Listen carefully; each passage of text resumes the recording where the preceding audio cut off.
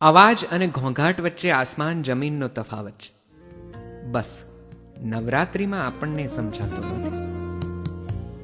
નવ રાતો ચાલનારો આ ઉત્સવ સૂર, તાલ અને તેનો લય ચૂકી ગયો હોય એવું લાગે છે ક્યારેક.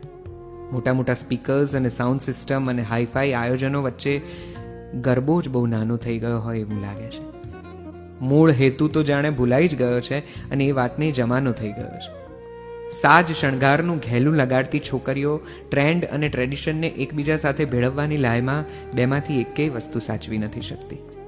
ગરબાનું આયોજન હવે વ્યવસાય બન્યો છે.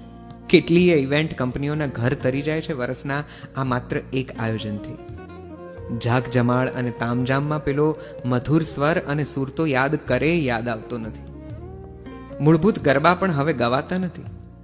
નવાનું ઉમેરણ થાય એની સામે વાંધો નથી, પણ જૂનું જળવાય નહીં તેની પીડા તો હોય જ ને. ઘોંઘાટ આ ઉત્સવની ઓળખાણ બની ગયો છે કે વ્યાખ્યા એ સમજવું અઘરું પડી ગયું છે. જેમની તબિયત સારી નથી રહેતી તેઓ તો આ તહેવારના અવાજથી એ થરથરે છે. છતાંય આ તહેવાર ગમે તેવો તો છે જ, કારણ કે આ તહેવાર સાથે જોડાયેલા છે શ્રદ્ધા અને સંસ્મરણો. આ ગરબાની મીઠાશ એક સામાન્ય ગુજરાતીની રગરગમાં છે અને એટલે જ ઘોંઘાટના પંજામાંથી આ અવસરને છોડાવવો એ મને આપણી અત્યારની સૌથી મોટી જવાબદારી લાગે છે. ગરબાની મીઠાશ જળવાવી જોઈએ કે જેથી આવનારી પેઢીને અવાજ અને ઘોંઘાટનો ફરક સમજાવી શકાય.